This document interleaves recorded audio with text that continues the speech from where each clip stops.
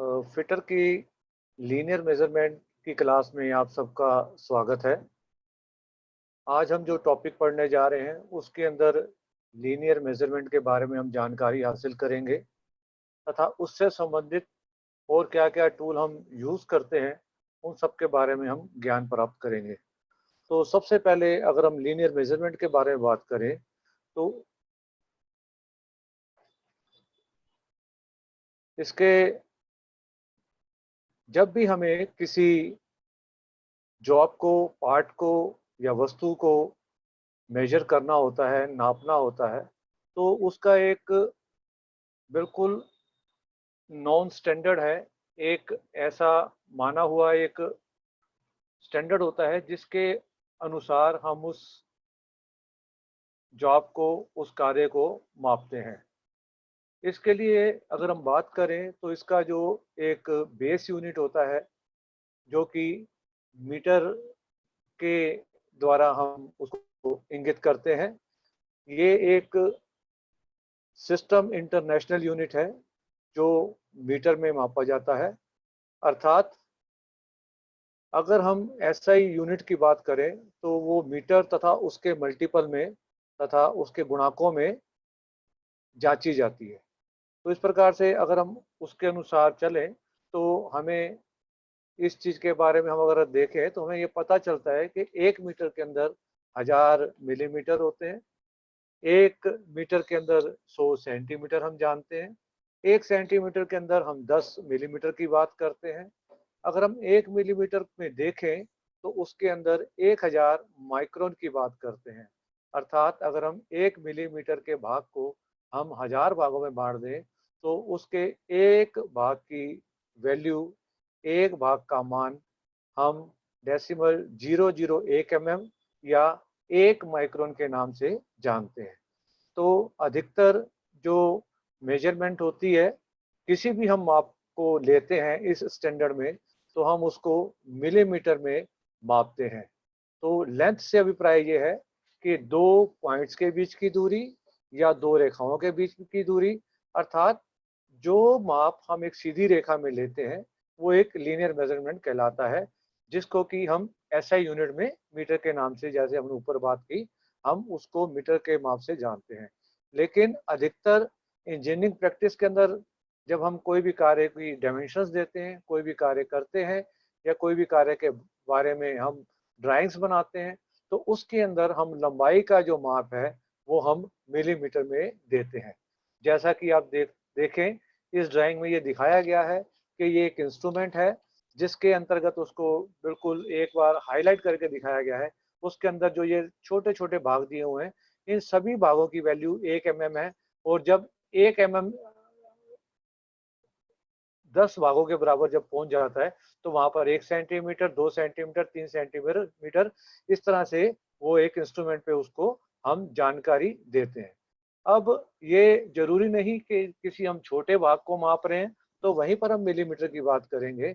Even जहां पर हमारे बड़े आकार के साइज होते हैं, जैसे कि इस एग्जांपल में दिया गया है कि एक कार की चाहे आपने ऊंचाई बतानी है, चाहे लंबाई बतानी है, तो उसके अंदर भी आप इसी प्रकार से मिलीमीटर का जिक्र करते हैं। उसकी डायमेंशंस हम मिलीमीटर में ही उसकी लंबाई, चौड़ाई या ऊंचाई जो भी है उसको उसमें बताते हैं।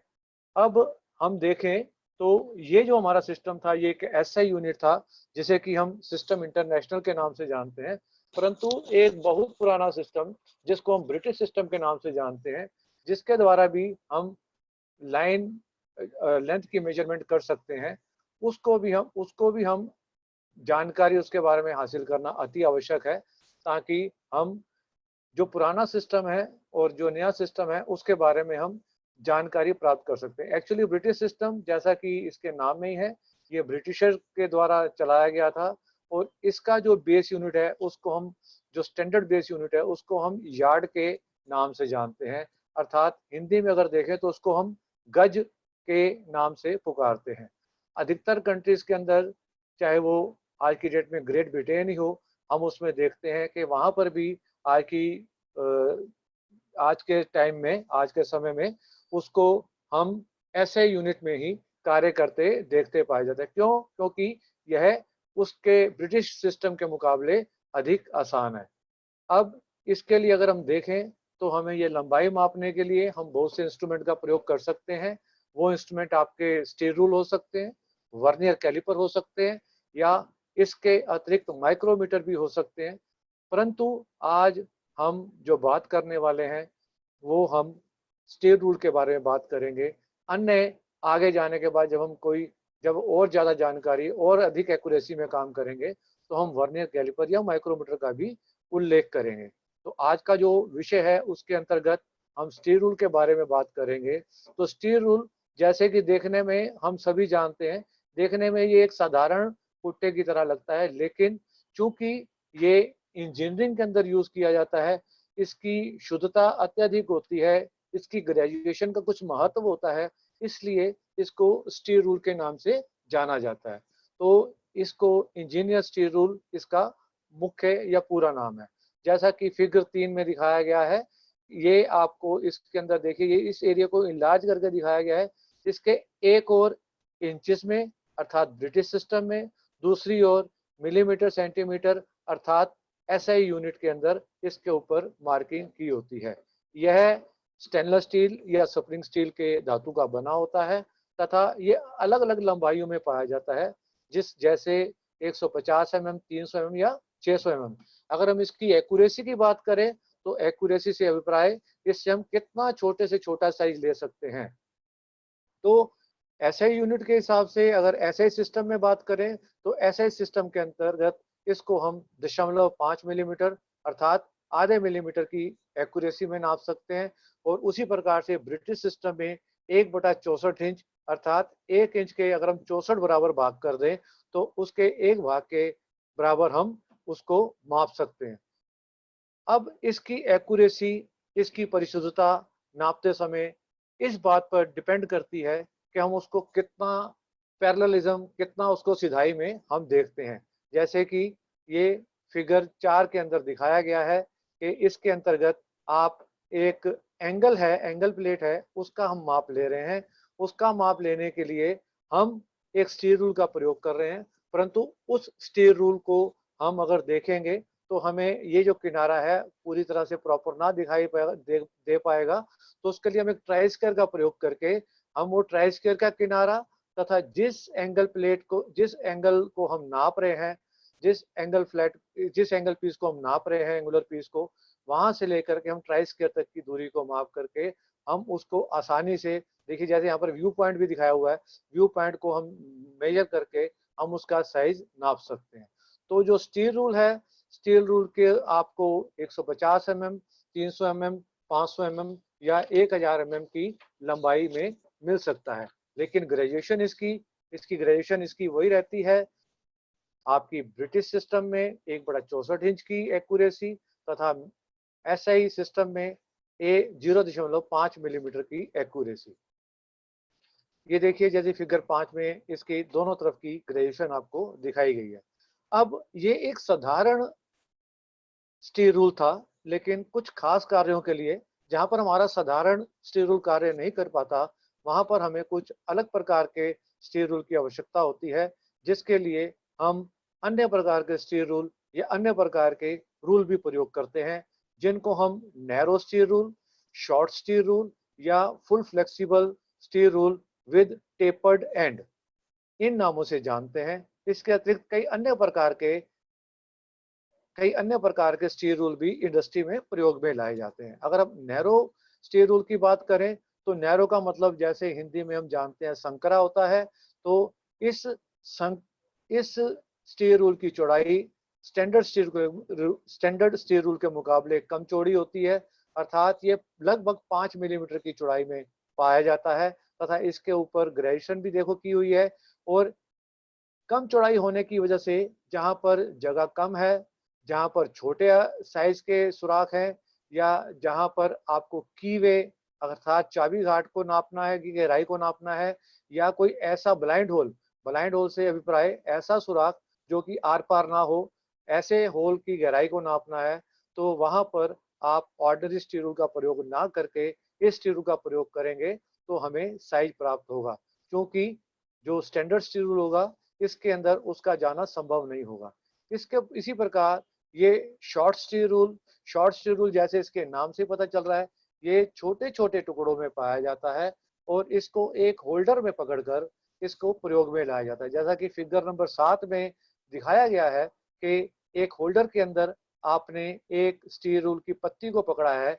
ये एक सेट में पाए जाते हैं, जिसको कि हम ये 5 पीसेस का सेट होता है और इसके अंदर हमें जिस प्रकार के जो कि हमारा सुराख या स्लॉट या झिरी है, उसके अनुसार हम उस पीस को लगा करके, उस शॉर्ट स्टील को लगा करके होल्डर में टाइट करके उसको हम जिस गहराई में जाकर के नापना है उस गहराई तक ले जा करके इस शॉर्ट स्टील रूल का प्रयोग कर सकते हैं। शॉर्ट स्टील रूल का प्रयोग किसी ग्रूव की गहराई के अंदर जाकर के मापने के लिए, किसी कीवे को नापने के लिए, या कोई ऐसी गहराई के अंदर खाली जगह जिसे हम रेसेस के नाम से जानते हैं, वहां पर मापने के लिए इसका प्रयोग किया जाता है। इसी प्रकार से यह जो इसका साइज है वो 1/4 इंच, 3/8 इंच, आधा इंच, 3/4 इंच तथा 1 इंच के सेट में ये मिलता है। और इसी प्रकार से जो नेक्स्ट स्टील रूल है वो हमने जैसे ऊपर उसका नाम पढ़ा, steel rule with tapered and.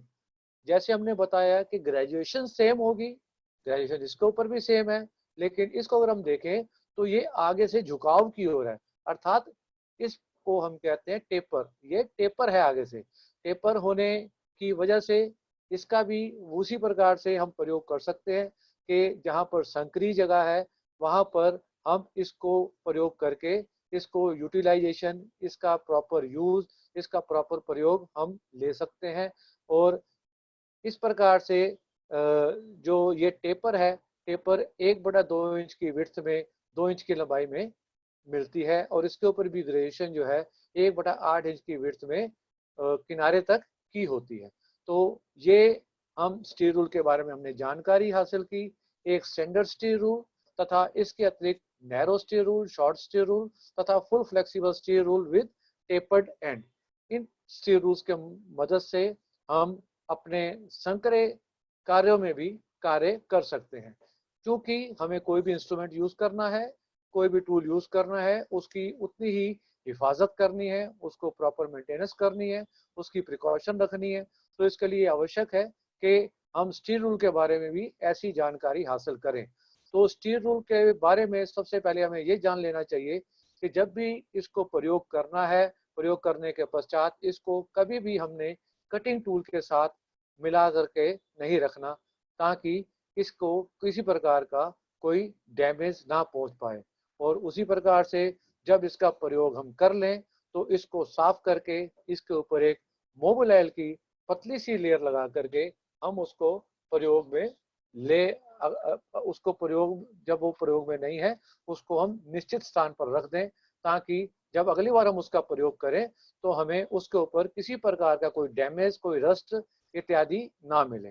तो ये कुछ सेफ्टी प्रिकॉशंस हैं जो अब प्रयोग करने के पश्चात उसको आपने संभाल करके रखने के समय उसका ध्यान रखना है। जो नेक्स्ट हमारा टॉपिक है दैट इज स्क्राइबर।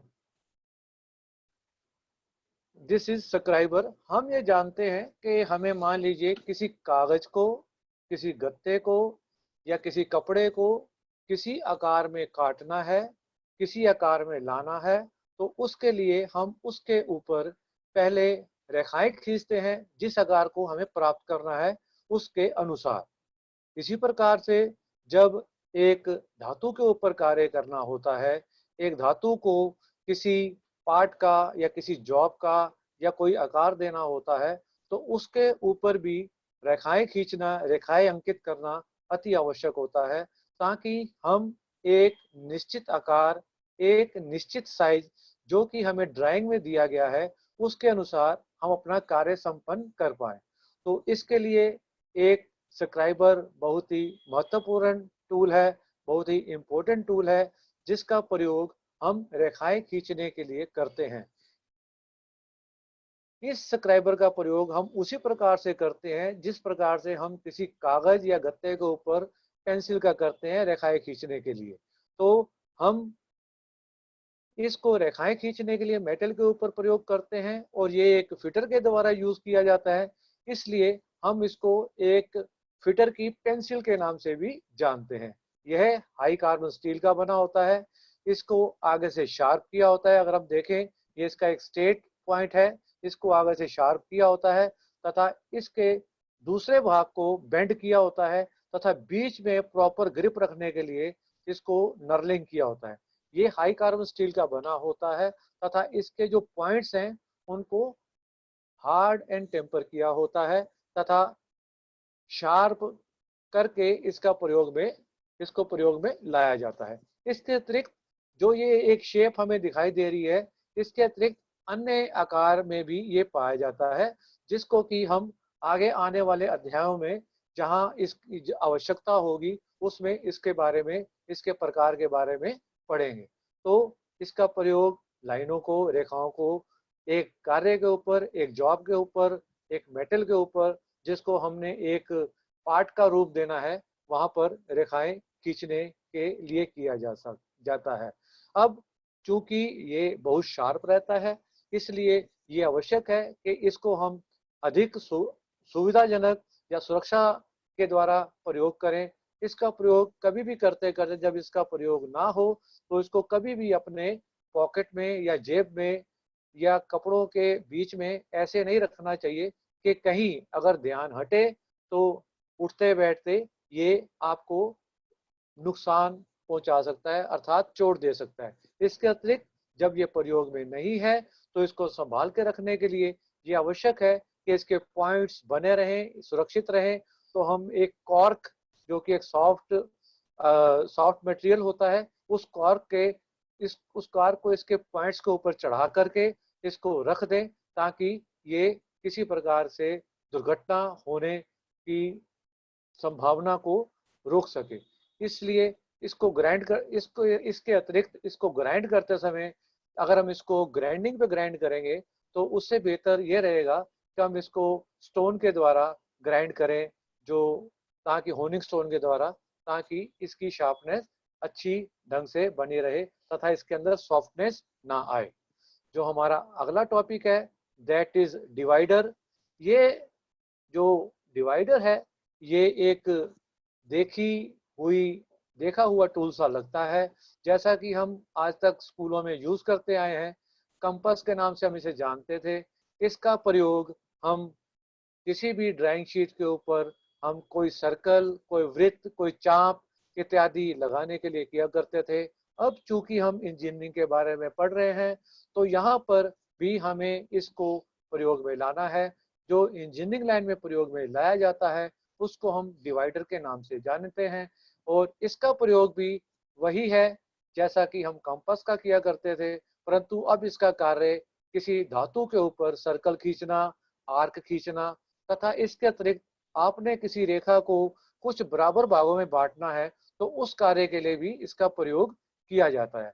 जैसा कि हम देख रहे हैं कि पहली तस्वीर में, पहली फिगर में आपने एक सर्कल खींचा तथा दूसरे सर्कल को खींचने की तैयारी हो रही है और इसी प्रकार से फिगर 2 में देखें, इसका साइज पॉइंट टू पॉइंट आपने स्टील रूल के ऊपर जहां जितना साइज चाहिए उसके अनुसार एक पॉइंट पे रख के दूसरा किनारा, दूसरा लेग का शार्पनेस आप दूसरे पॉइंट तक ले गए तथा और उसको दूरी को खोल करके आपने ये एक जो रेखा खींची हुई है फिगर नंबर 3 में, यहाँ पर आपको दिखाया जा रहा है कि किस तरह से आपने उसको बराबर भागों में बांट करके एक रेखा को बराबर भागों में डिवाइड कर दिया। अब इसके अगर हम भागों की बात करें तो भागों में हम देखेंगे कि इसकी 2 लेग्स होती हैं जो कि आगे से बिल्कुल शार्प होती हैं तथा एक किनारे, दोनों का एक एक किनारा टेपर तथा बीच का पोर्शन सीधा होता है। इसको खोलने के लिए यहाँ पर एक स्प्रिंग लगा रहता है तथा उसको खोलने और बंद करने के लिए, कंट्रोल करने के लिए यहाँ पर एक नर्ल्ड नट, जो कि उसकी बॉडी के ऊपर स्क्रू है, उसके साथ फिट रहता है। जैसे जैसे हम इस नट को खोलते रहेंगे ये स्प्रिंग की शक्ति के द्वारा ये पोर्शन, इसकी लेग्स फैलती रहेंगी और हम उस माप को स्टील रूल पर ले लेंगे जिस माप को हमें ड्राइंग के अनुसार डिवाइड करना है या सर्कल खींचना है। तो इस प्रकार से इसका प्रयोग किया जाता है। अब हम इसके भागों की बात करें, इसके अंदर दो लेग्स हैं, स्प्रिंग है, ये फुलक्रम जिसको हम पिवट या रिवेट के नाम से भी जानते हैं। यहाँ पर एक स्क्रू लगा हुआ है बॉडी के साथ जो अटैच है, तथा इस स्क्रू को नेट के द्वारा हम दूसरी लेग के साथ फिट है। जब हम इसको लूज या टाइट करते हैं तो इसकी ये वाली लेग आगे या पीछे जाकर के साइज को मेंटेन करती है। अब इसका अगर हम साइज की बात करें तो साइज इसके जो इसका पॉइंट है उस वहां से लेकर के जो हमारा पिवट या रिवट या फुलक्रम है उसके मध्य बिंदु की लंबाई से इसके साइज को इंगित किया जाता है। इसके अगर हम प्रकार की बात करें तो इसके जो डिवाइडर हैं वो दो प्रकार का हो सकता है। जैसा कि हमने एक नीचे ड्राइंग में देखा वो स्प्रिंग जॉइंट था। अगर हम दो लेग्स को आपस में, जैसे कि इस फिगर में दिखा रखा है, दो लेग्स को एक रिविट के द्वारा जोड़ दें तो ये फर्म जॉइंट कहलाता है।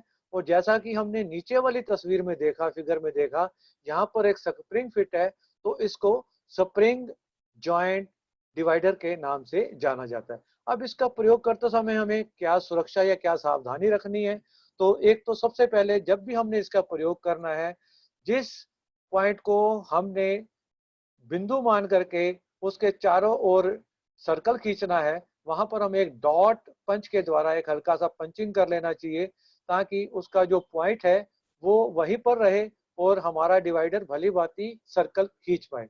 इसके अलावा हमें जब भी देखना है, यहाँ पर तीन ड्राइंग देखो दी गई हैं। जैसा कि हमने पहले भी जिक्र किया कि इसकी एक लेग, जो दो डिफरेंट लेग्स हैं उनकी एक जो किनारा है, एक एज है वो सीधा तथा दूसरा टेपर में होना चाहिए, ना कि दोनों ही टेपर जैसा कि इसको काट के दिखाया गया है। और टांग या लेग्स उसकी छोटी बड़ी नहीं होनी चाहिए और बराबर की लेग्स होनी चाहिए ताकि उसको जब आप प्रॉपर सर्कल खींचे तो उसका आप प्रॉपर साइज मेंटेन कर पाए। नेक्स्ट जो टॉपिक है दैट इज डेटम। डेटम से अभिप्राय हमारा एक रेफरेंस है। हम इसको बड़े साधारण भाषा में अगर समझना चाहें तो हम जब भी अपनी हाइट मापने की बात करते हैं, हाइट नापने मापने की बात करते हैं, तो हम उसको फर्श पे खड़े होकर के नापते हैं।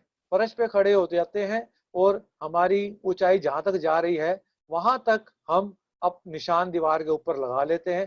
तो हमें अपनी फर्श से, जमीन से लेकर के जो हमने निशान लगाया है वहां तक की लंबाई नापने के बाद हमें अपनी हाइट का ज्ञान हो जाता है।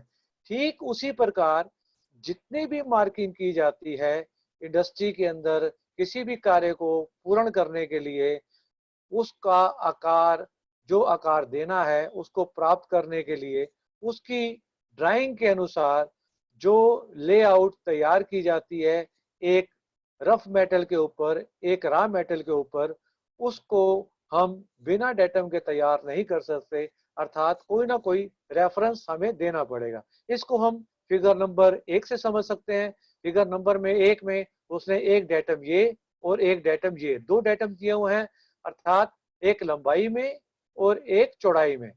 आपने जो भी लंबाई नापनी है आप इस रेफरेंस को लेकर के मान लीजिए ये वाली रेखा 10 mm है और उसके बाद ये वाली रेखा 15 mm है, उसके बाद इस रेफरेंस के अनुसार ही ये रेखा 25 mm है। तो अगर हम बात करें ये 10 mm है और यहाँ से ये 5 mm है, लेकिन जब भी हम बात करेंगे हम इस तरह से बात नहीं करेंगे। हम जब भी बात करेंगे हम अपनी रेफरेंस लाइन से बात करेंगे।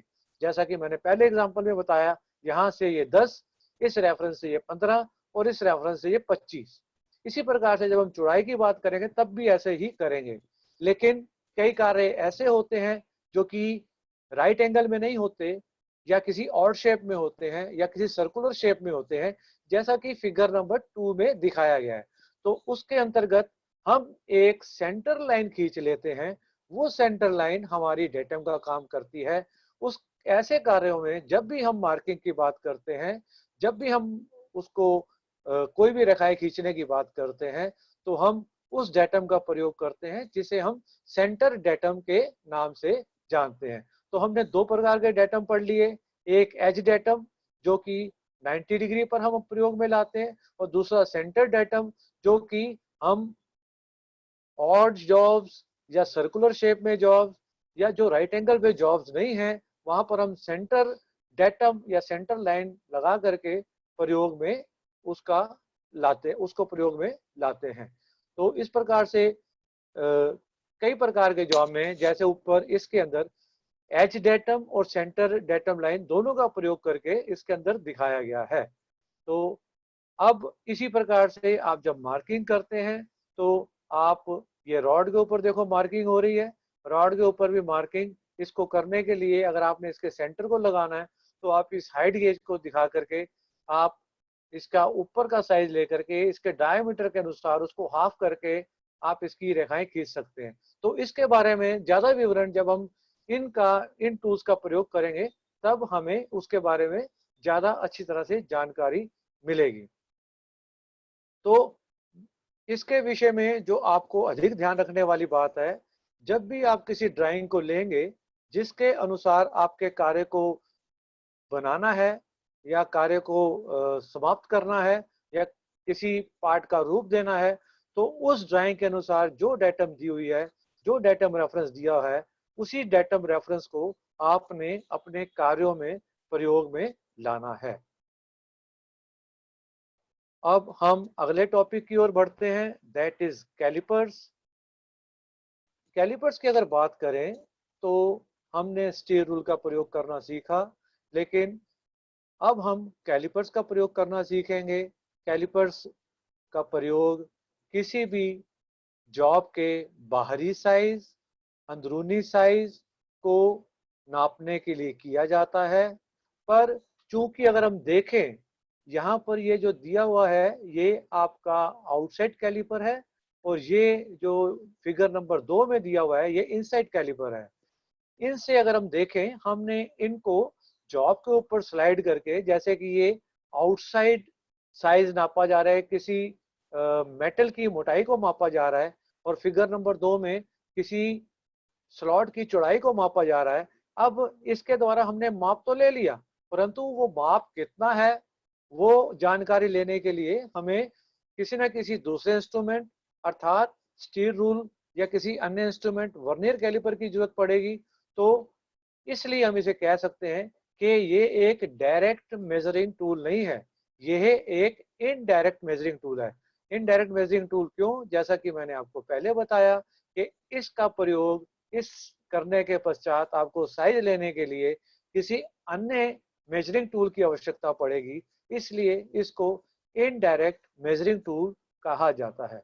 अब इसके बारे में जैसे हमने सुना या समझा कि बाहरी माप नापने के लिए या अंदरूनी माप नापने के लिए इसका प्रयोग किया जाता है। इसके प्रकार की अगर बात करें तो ये जो आपका प्रकार है ये आपका आउटसाइड कैलिपर है।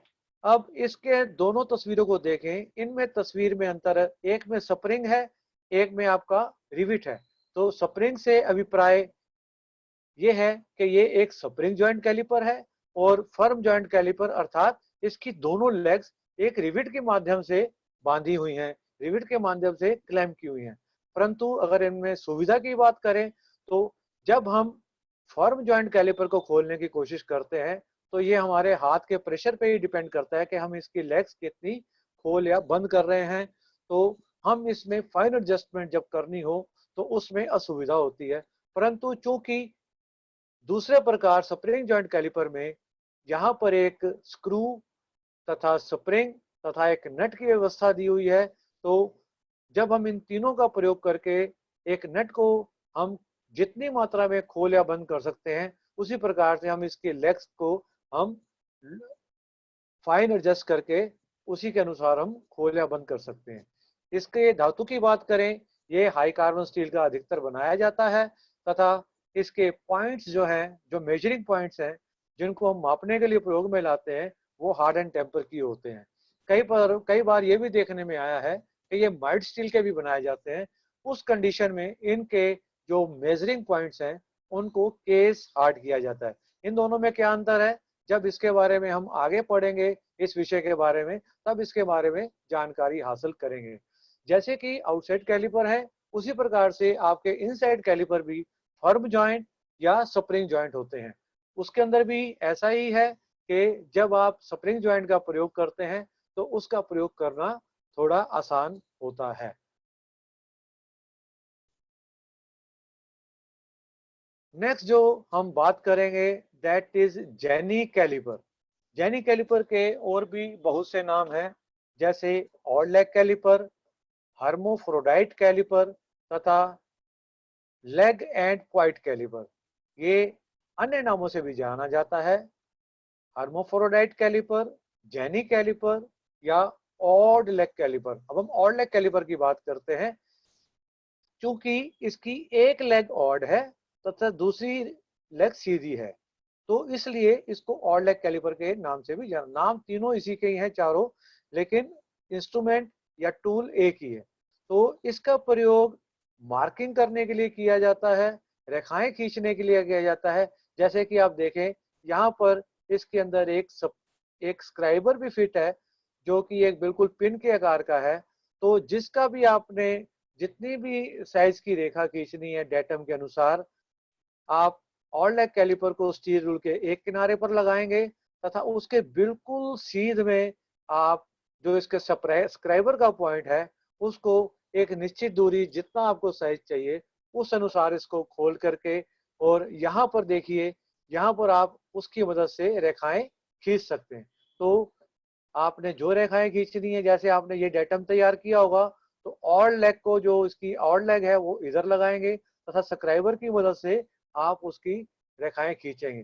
अर्थात इसके अनुसार हम पैरेलल रेखाएं खींच सकते हैं। ये भी, अगर हम इस कैलिपर की भी बात करें, इस कैलिपर को भी हम देखें तो ये भी फर्म जॉइंट या स्प्रिंग जॉइंट हो सकता है। यह 150 मिलीमीटर, 200 मिलीमीटर, 250 मिलीमीटर या 300 मिलीमीटर के साइज में मिलता है। यह भी हाई कार्बन स्टील या माइल्ड स्टील का हो सकता है। हाई कार्बन स्टील के होने से इसको हार्ड एंड टेम्पर किया जाता है इसके पॉइंट्स को। अगर ये माइल्ड स्टील का है तो इसके पॉइंट्स को केस हार्ड किया जाता है। इसके द्वारा अगर हम सिंपल भाषा में करें तो समानांतर रेखाएं खींचने के प्रयोग में इसको लाया जाता है। इसके अतिरिक्त हम देखें तो इसका प्रयोग हम किसी गोल जॉब के सेंटर को निकालने के लिए भी प्रयोग में लाते हैं।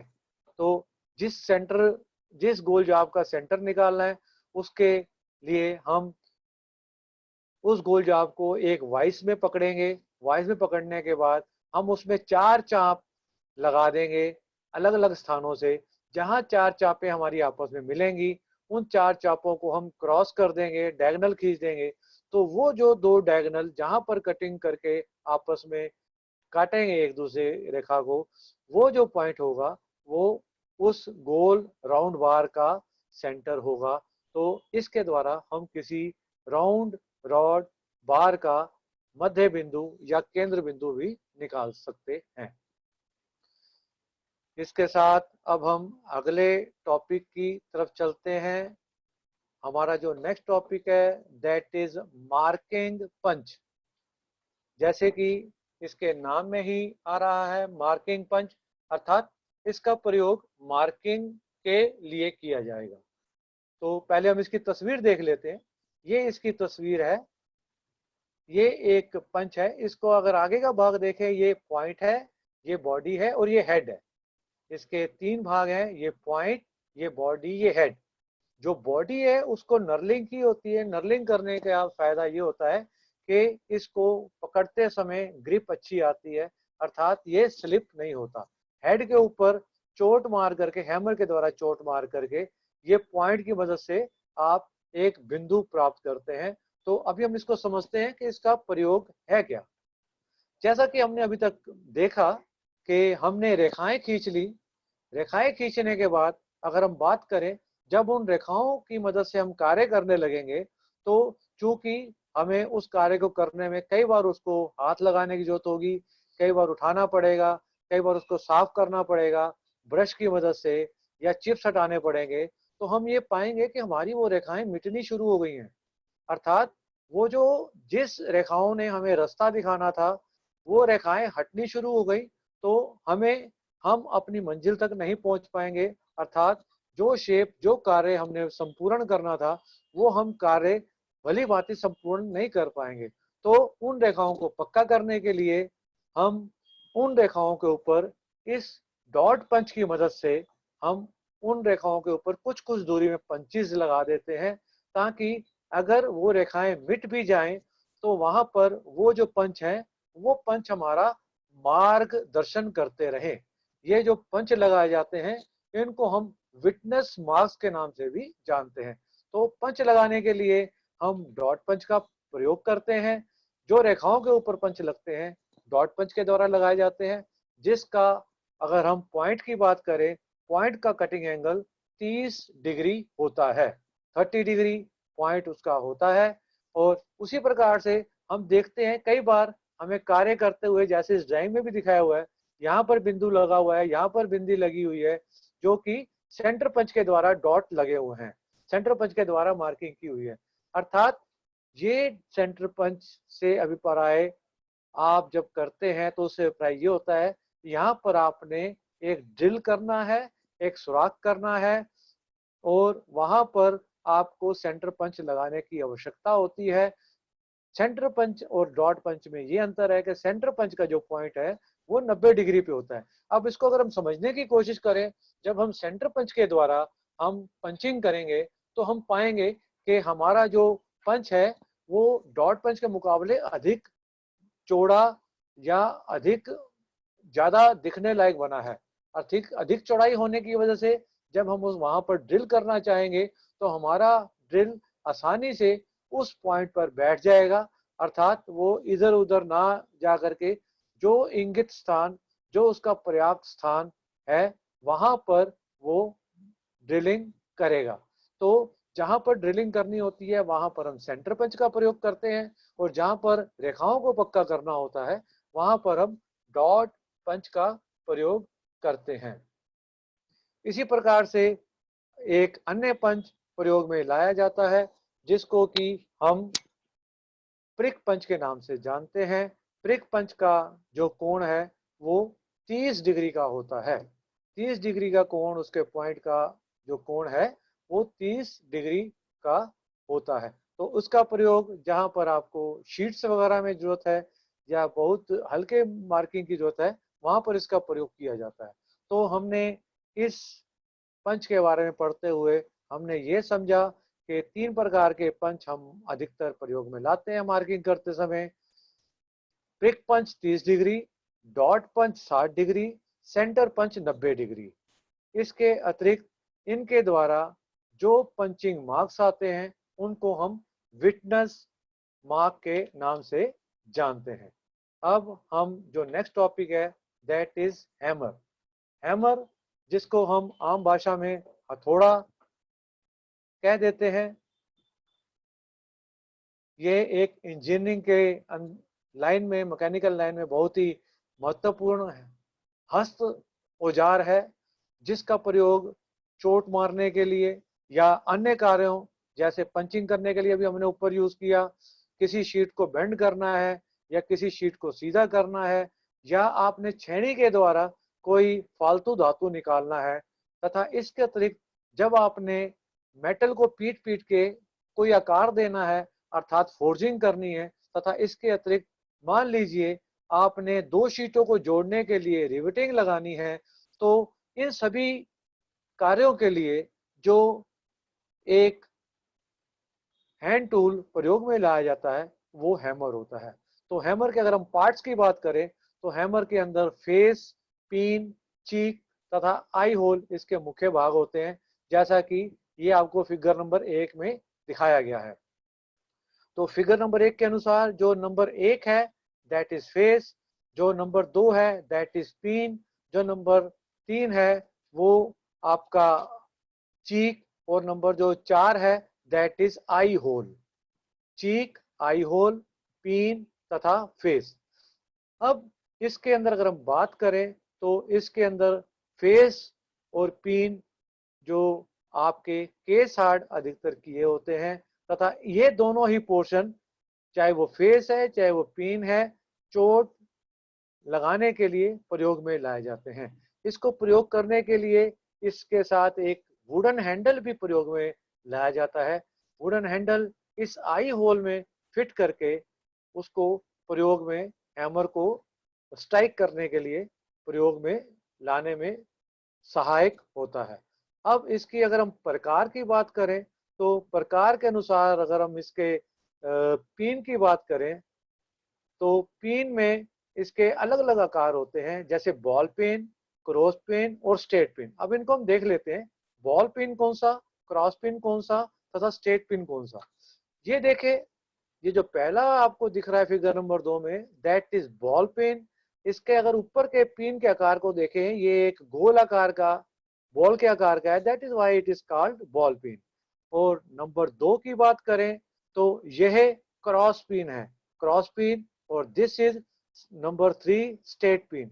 अब अगर हम तस्वीरों को देखें तो क्रॉस पिन और स्ट्रेट पिन थोड़ा सा कंफ्यूजन पैदा करते हैं, तो इसके लिए बहुत ही आसान तरीका इसको याद रखने का है कि अगर हम इसके अंदर हैंडल लगाएंगे इस हैमर में, तो हैंडल ऐसे लगेगा, तो जो पिन हैंडल के पैरेलल में है दैट इज स्ट्रेट पिन। और अगर इसकी बात करें तो इसका हैंडल लगाएंगे तो ये वाला पिन आपके हैंडल के क्रॉस में रहेगा, तो इसको हम क्रॉस पिन हैमर के नाम से जानते हैं।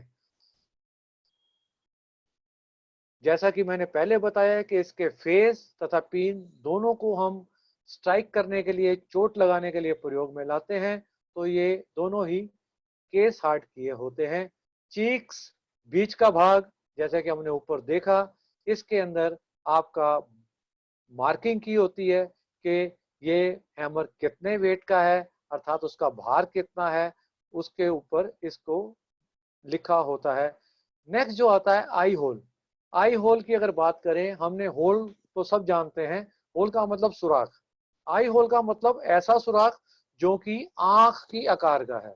अब आंख की आकार के सुराख की आवश्यकता क्यों पड़ी, तो इसको हम थोड़ी सी जानकारी हासिल करेंगे इसके हैंडल को फिट करते समय। अब आपको हैमर के अंदर एक हैंडल फिट करने के बारे में बताया गया है। ये हैंडल आपने लिया, इस हैंडल को, जो भाग को आपने हैमर के आई होल में डालना है, उसको बीच में से आपने कुछ गहराई तक काटा तथा आपने उसको हैंडल को फिट करके, अब देखें ये लेफ्ट साइड में एक लकड़ी का पीस वेज दिया हुआ है पतला सा, जो कि टेपर में होता है। आपने राइट हैंड साइड से हैंडल डाला तथा जब हैंडल अंदर फिट हो गया तो आप इधर से लेफ्ट साइड से जो आपने कटिंग की थी हैंडल की मोटाई में, उसमें वेज को ठोक दिया। इससे फायदा ये होगा कि आपका जो हैमर है वो आगे से थोड़ा सा खुल जाएगा, जिसकी वजह से जब उसको चोट लगाने के लिए प्रयोग में लाया जाएगा तो उसको हैमर के बाहर निकलने की संभावना ना के बराबर होगी। अब हम इसके प्रयोग की बात कर लें। प्रयोग के बारे में अगर देखें, जो आपका क्रॉस पेन हैमर है वो मेटल को फैलाने के लिए प्रयोग में लाया जाता है। ये देखिए, जैसे इसमें दिखाया जा रहा है कि ये क्रॉस पेन हैमर है और यहाँ पर ये धातु एक प्लेन थी और इसको क्रॉस पेन हैमर के द्वारा स्ट्राइक कर करके फैला लिया गया। उसी प्रकार से बॉल पेन हैमर, ये जो दो प्लेटें हैं उनको रिवेटिंग करनी है, तो जो ये बॉल वाला पोर्शन है, जो आपका पिन है, बॉल पिन, उसको आपने प्रयोग में ला करके उसको आपने रिविट को ठोक दिया। और इसी प्रकार से जब जो स्ट्रेट पिन हैमर है, वहां पर देखिए यहाँ पर आपको जगह कम मिल रही है और आपने ये पिन ठोकनी है और इसको अंदर तक, एक झिरी के अंदर तक ठोकना है, तो वहां पर आपका ना तो क्रॉस पेन जा पाएगा, ना बॉल पेन जा पाएगा, ना इसका फेस जा पाएगा। तो कम जगह होने की वजह से आप एक स्ट्रेट पेन हैमर का प्रयोग करके इसको यूज कर सकते हैं। इसी प्रकार से बॉल पेन हैमर आप साधारण कार्यों के लिए, जनरल पर्पस के लिए भी यूज करते हैं और चिपिंग के लिए भी आप बॉल पेन हैमर का प्रयोग करते हैं। अब मेरा एक क्वेश्चन था कि हमें ये होल को, आई होल का आकार देने की आवश्यकता क्यों पड़ी, हमने इसको गोल क्यों नहीं रखा। तो इसको हम बड़े साधारण, अगर थोड़ा सा दिमाग लगाएं तो हम समझ सकते हैं कि जब हम इसको चोट लगाएंगे और ये अगर हमारा सुराख भी गोल होगा तो हैमर के घूमने के चांसेस ज्यादा रहेंगे। तो हैमर जब चोट मारी जाए वो अपनी जगह पे स्थिर रहे, अर्थात चोट लगने पे वो घूम ना जाए, तो उस होल का आकार आई के आकार का रखा जाता है, अर्थात कुछ ओवल रखा जाता है, और जिसकी वजह से हैंडल जब फिट हो जाता है, वेज लगाने के बाद उसको फैला दिया जाता है, तो वह आपका जो हैमर है वो चोट लगाते समय घूमता नहीं है, तथा वेज लगाने के बाद उसको हैमर को बाहर निकलने की संभावना भी नहीं रहती।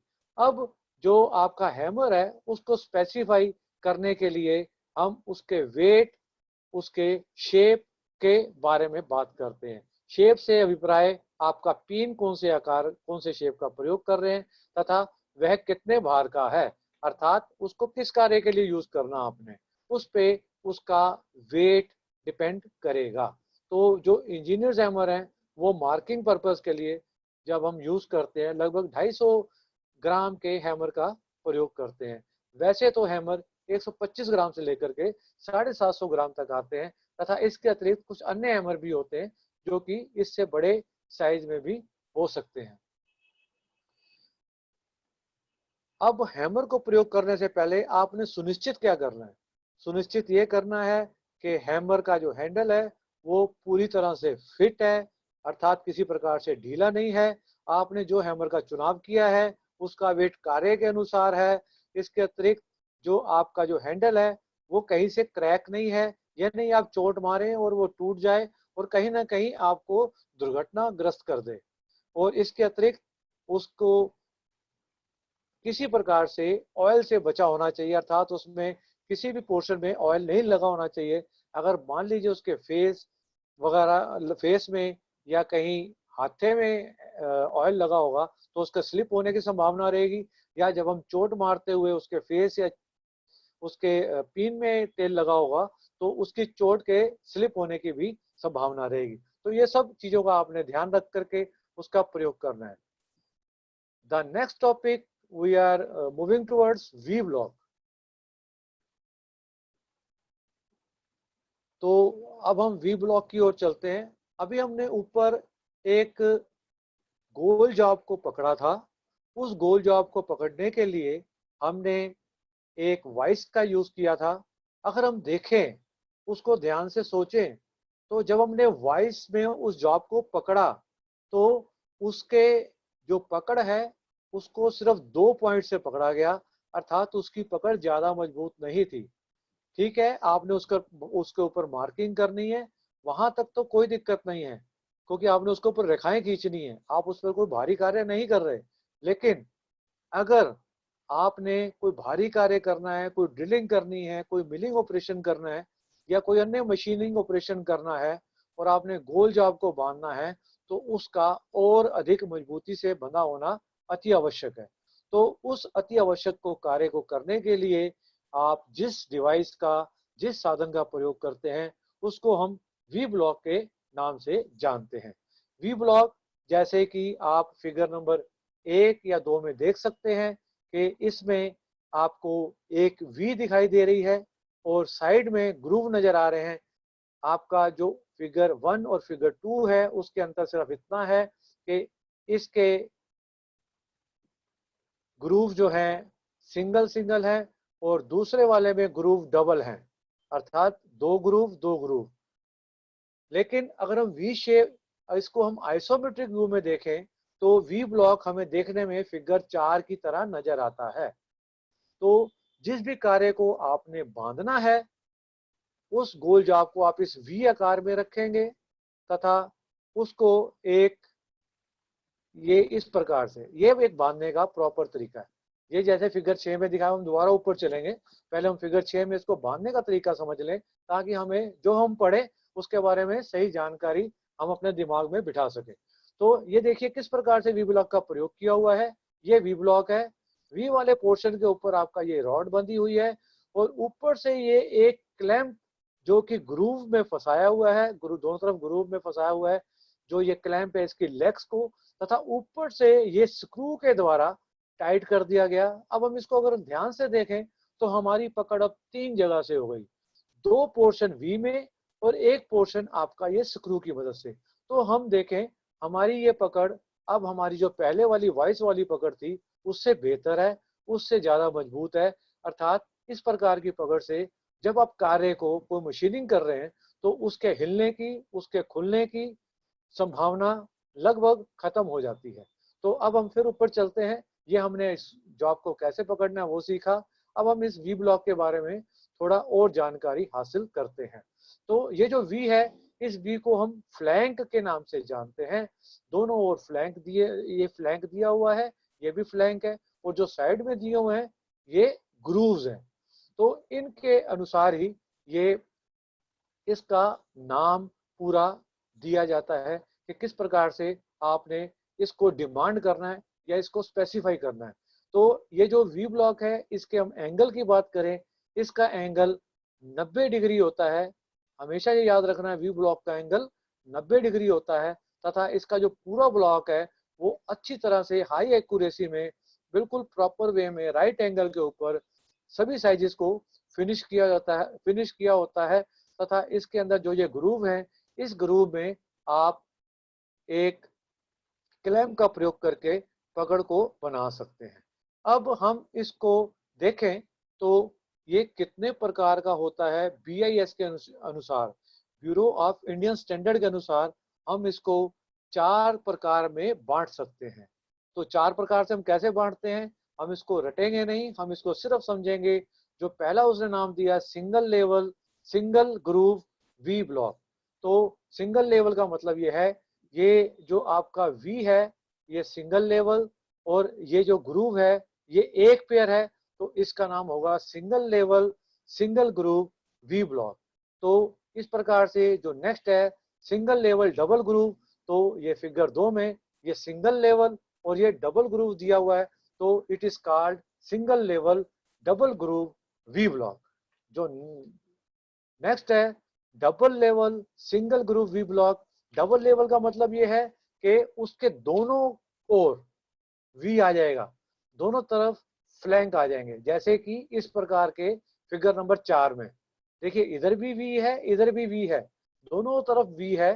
तो लेकिन ग्रूव का एक ही है, ग्रूव सिंगल ही है, इसलिए इसका नाम हो गया डबल लेवल। एक लेवल ये, एक लेवल ये, और ग्रूव चूंकि एक ही पेयर है तो that is called double level single groove V block.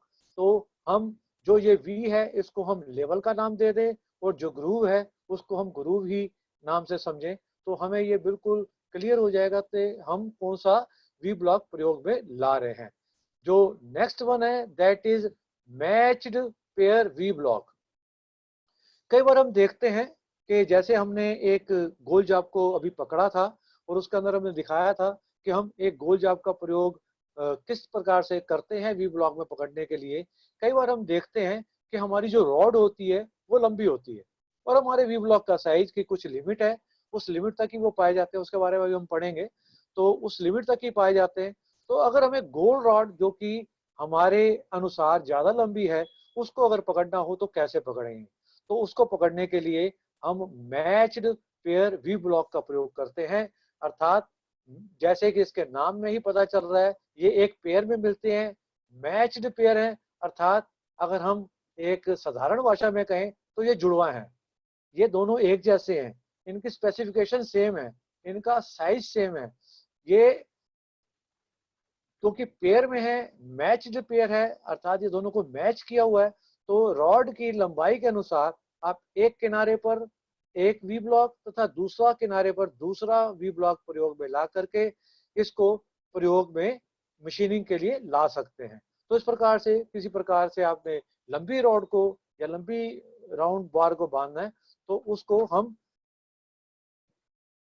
Matched pair V block में बांधेंगे। अब हम बात करते हैं कि इसका ग्रेड, ये 2 ग्रेड में पाया जाता है, ग्रेड ए, ग्रेड बी।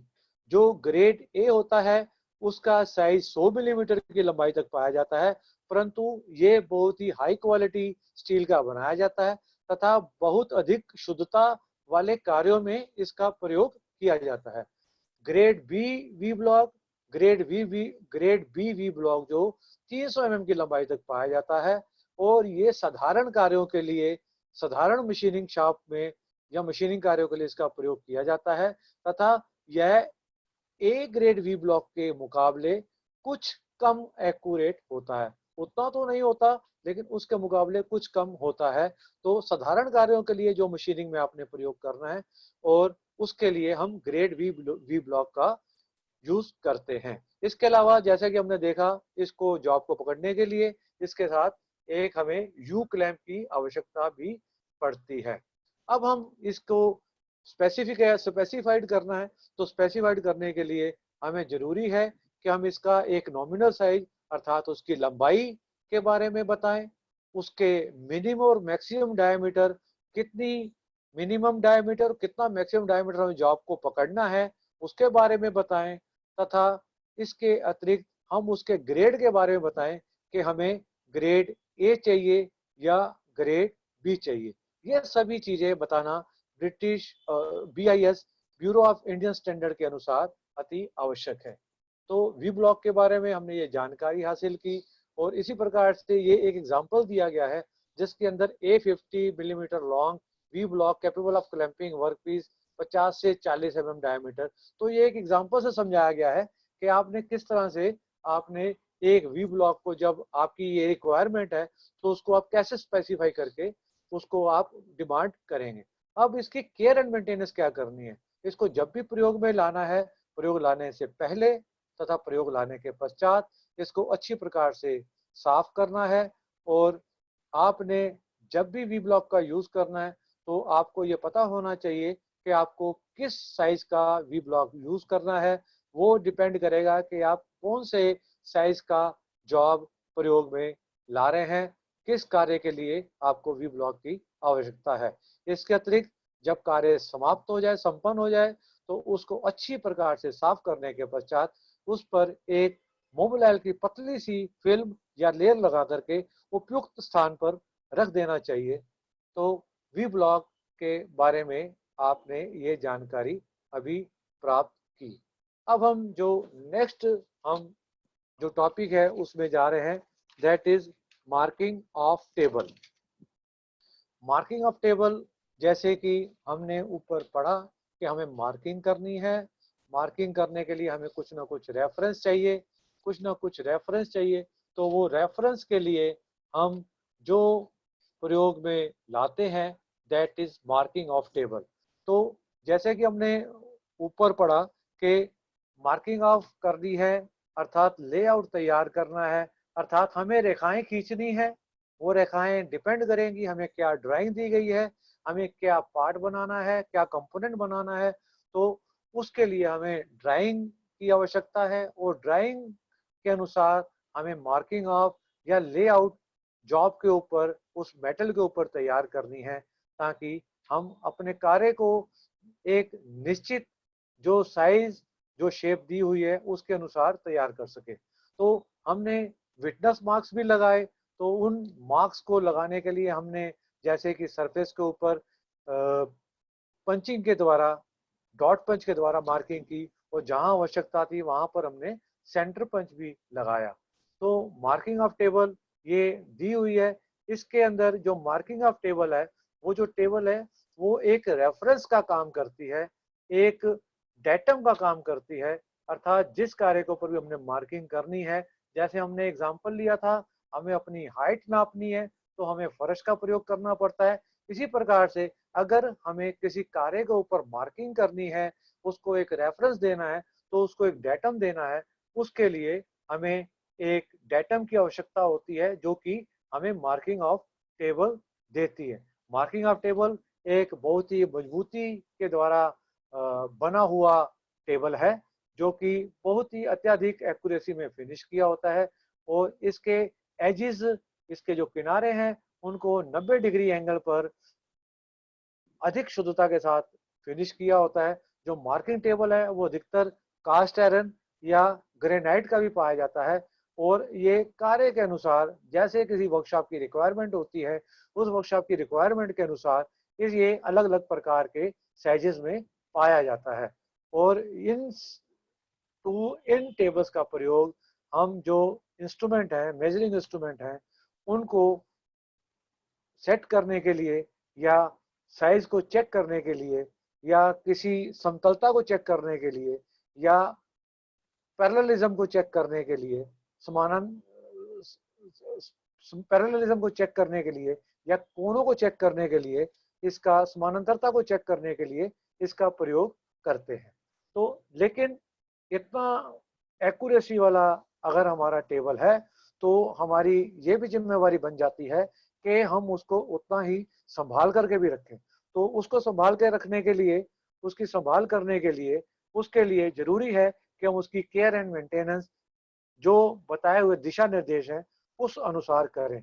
तो वो दिशा निर्देश क्या है कि उसको हमेशा आपको जंग से बचाना है, किसी चोट से बचाना है, किसी भी डैमेज से बचाना है। उसके लिए जब भी आप उसको यूज करते हैं, यूज करने से पहले तथा यूज करने के पश्चात आप उसको सॉफ्ट कपड़े के साथ, नरम कपड़े के साथ अच्छी तरह से साफ करना है। और जो मार्किंग टेबल है उसको जंग से बचाने के लिए ये आवश्यक है कि हम उसके ऊपर, जब उसके ऊपर कार्य संपन्न हो जाए तो एक मोबिल की पतली सी लेयर, मोबिल की एक हल्की सी फिल्म उसके ऊपर जरूर लगाएं। अगर हम ऐसा करेंगे तो हम उसकी शुद्धता तथा उसकी लाइफ को और अधिक बना पाएंगे।